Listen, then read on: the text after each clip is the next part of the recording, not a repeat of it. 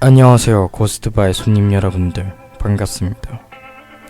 이번 주 고스트바의 추천 메뉴는 아이 또는 아기입니다. 그런데 주제와는 다르게 이번에는 조금 무거운 이야기를 해야 할 것 같습니다. 누구보다 찬양받아야 할 아기들, 누구보다 축복받아야 할 아이들을 아직 세상에 빛도 못 본 채로 잔인하게 죽이는 낙태. 어쩔 수 없는 낙태도, 이기심을 위한 낙태도, 모두를 불행으로 이끄는 굉장히 무겁고도 잔인한 단어 낙태.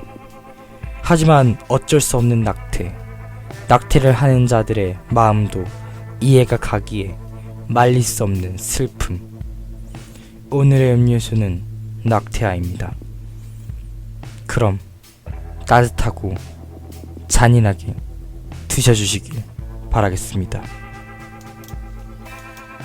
에이코는 예쁘고 귀여운 외모를 하고 있지만 무책임한 성격에 노는 것을 좋아하고 엉덩이가 가벼운 여자였다. 에이코는 여러 남자들을 사귀면서 문란한 생활을 계속하고 4명이나 되는 아이를 낙태했다. 그러다가 어느 날 아는 친척의 소개로 한 착실한 남자를 만나 결혼을 하게 되었다. 남편은 착실하고 좋은 사람이라 에이코는 이전처럼 문란한 생활을 청산하고 얌전하게 살게 되었다. 남편은 에이코의 과거를 알고도 받아들여주는 그릇이 큰 남자였다. 하지만 아이가 생기지 않아 에이코는 매우 곤란했다. 남편은 아이는 괜찮다고 말해주었지만 에이코는 자신이 상당히 초조해졌다. 결국 산부인과에 가서 과거의 문란한 생활이 원인으로 임신이 어려워졌다는 것을 알고 성실하게 불임 치료를 받게 되었다. 상당한 돈과 노력 그리고 시간, 3년 정도의 시간을 들여서 겨우 불임 치료에 성공한 에이코는 귀여운 여자아이를 낳게 되었다. 에이코의 딸은 무척이나 귀여웠기 때문에 에이코는 딸을 매우 아꼈다. 물론 남편도 같이 말이다. 그리고 아이가 4살이 된 어느 날 에이코의 가족은 나들이를 떠났다. 어느 자연공원에서 자연을 만끽하며 즐기는 즐거운 시간, 가족들끼리 오붓한 시간이다. 에이코는 가져간 홈비디오로 딸의 귀여운 모습을 마음껏 찍고 있었다. 에이코에게 과거의 일은 완전히 잊혀질 정도로 즐거운 시간이었다. 그런데 그때 딸이 가지고 놀던 바퀴 달린 장난감 인형은 우연히도 도로로 굴러갔다. 딸은 엉겁결에 장난감을 쫓아 도로로 뛰쳐나갔다. 하필이면 그때 도로에는 커다란 트럭이 달려오고 있었다.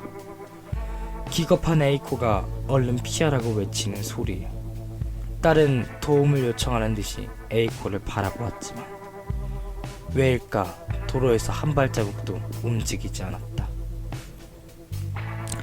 에이코는 딸을 도우러 열심히 달려갔으나 끔찍하게도 간발의 차이로 에이코의 눈앞에서 딸은 트럭에 치여버렸다. 트럭에 치일 딸은 온몸이 18조각이 되어 찢어졌다. 에이코는 실성한 듯이 딸의 처참한 시체를 끌어안고 울부짖었다. 그때 벌어진 일은 에이코 자신도 잘 기억하지 못했다.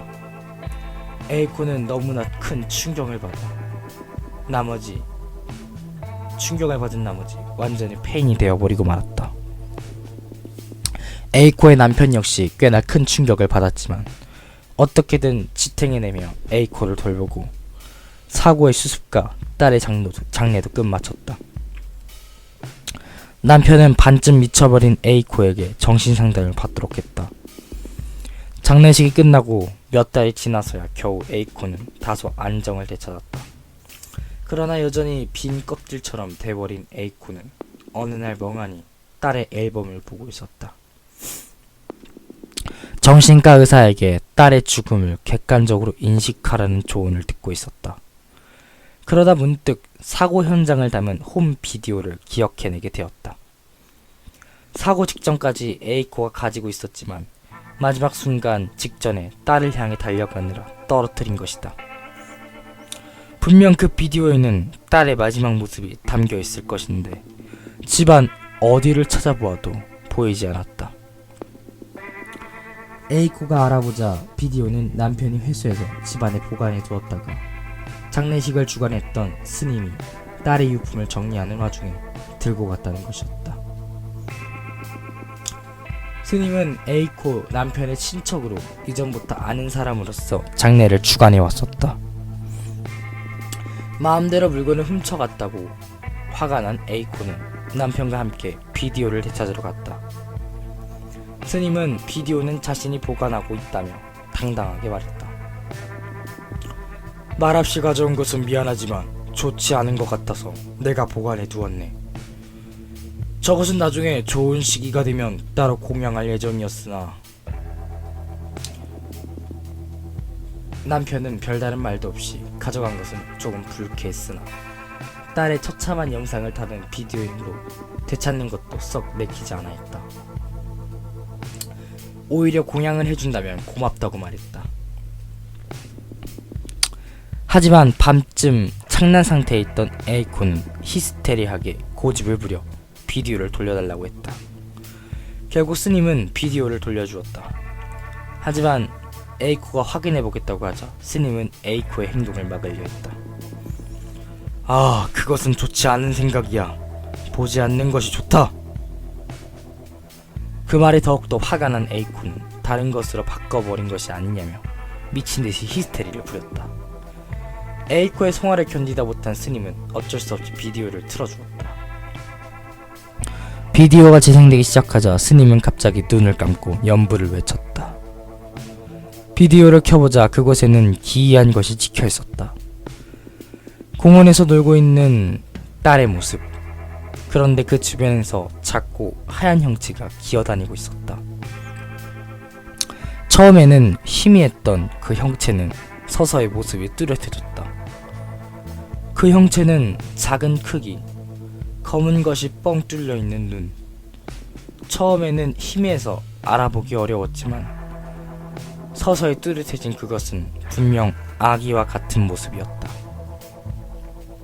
하지만 보통의 아기들과는 다른 모습이었다. 팔이나 다리, 머리가 끊어지거나 부서졌으며 엉망진창으로 뒤섞인 몸을 질질 끌면서 기어다니는 모습이었다.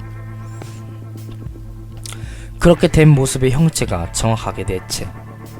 그 형체들은 딸이 가지고 놀던 장난감을 붙잡더니 도로를 향해서 질질 끌고 갔다. 딸이 장난감을 쫓아 도로로 나가자 그것들은 딸의 몸에 쫙 달라붙었다.